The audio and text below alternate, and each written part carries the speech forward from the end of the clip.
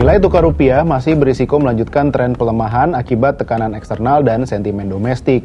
Masyarakat pun menanti langkah antisipatif pemerintah merespons situasi ini. Karena kondisi ini nyatanya tak hanya menggerus ekonomi masyarakat di perkotaan, termasuk yang tinggal di perdesaan pun dompetnya bisa makin tipis terkena imbas pelemahan rupiah ini. Bagaimana ya dampak situasi ini bagi masyarakat pedesaan?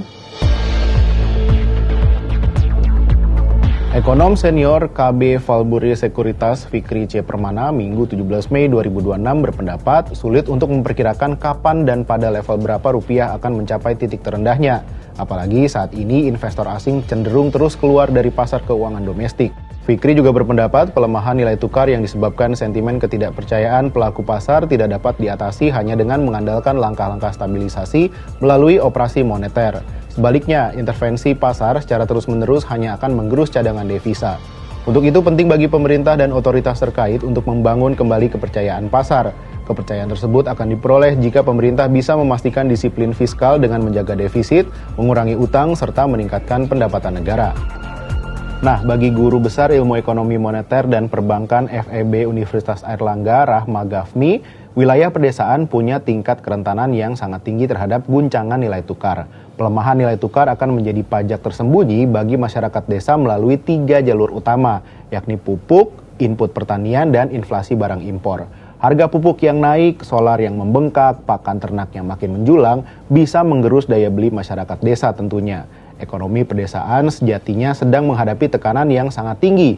Desa tidak terisolasi dari dolar, justru ada di ujung akhir mata rantai distribusinya. Meski warga desa sehari-hari tidak bertransaksi dengan dolar, dampak pelemahan rupiah tetap bakal terasa dalam kehidupan mereka. Harga kebutuhan pokok mulai naik, ongkos distribusi bertambah mahal, hingga biaya berbagai jasa ikut terdorong naik karena rantai pasok yang saling terhubung. Sementara itu, menurut ekonom Center of Reform on Economics, Yusuf Randy Manilet, di balik aktivitas sederhana masyarakat desa, ternyata banyak kebutuhan yang diam-diam bergantung pada dolar AS. Mulai dari pupuk urea dan NPK yang bahan bakunya masih impor, harga solar yang mengikuti pergerakan minyak dunia, hingga pakan ternak yang dipengaruhi impor jagung dan bungkil kedelai. Bahkan bahan baku obat-obatan generik di fasilitas kesehatan pun banyak didatangkan dari India dan Cina dengan transaksi menggunakan dolar Amerika Serikat.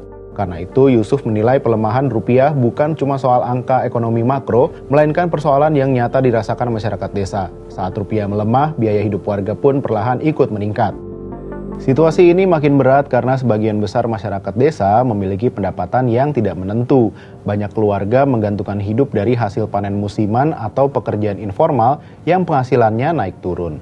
Akibatnya, saat harga kebutuhan pokok naik, sementara pemasukan tetap, daya beli warga langsung melemah. Kondisi ini menunjukkan bahwa masyarakat desa masih sangat rentan terhadap gejolak ekonomi.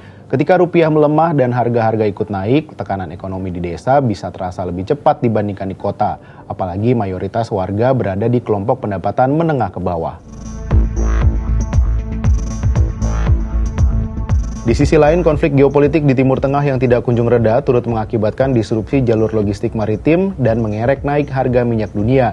Sebagai negara pengimpor, kondisi tersebut langsung menekan neraca perdagangan Indonesia dan memperlebar defisit transaksi berjalan. Masyarakat tentunya menanti langkah cepat pemerintah mengatasi hal ini agar kehidupan kembali tenang dan tentram. Pelemahan rupiah ternyata bukan sekadar persoalan moneter, tetapi juga menyangkut kesejahteraan masyarakat. Namun menariknya, dampak yang dirasakan desa tidak selalu buruk.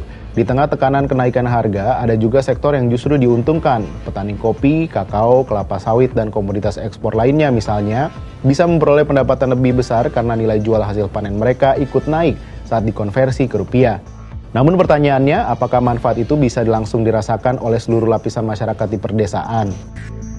Di tengah situasi ekonomi yang penuh ketidakpastian ini, harapan masyarakat sebenarnya sederhana.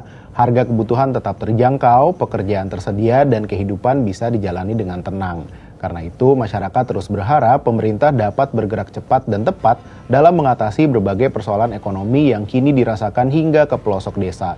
Sebab bagi warga pedesaan, stabilitas ekonomi bukan hanya soal angka dan kebijakan, melainkan tentang keberlangsungan hidup keluarga mereka setiap hari. Harapannya, seluruh lapisan masyarakat dapat kembali melanjutkan hidup dengan rasa aman, damai, tentram, serta merasakan kesejahteraan lahir dan batin.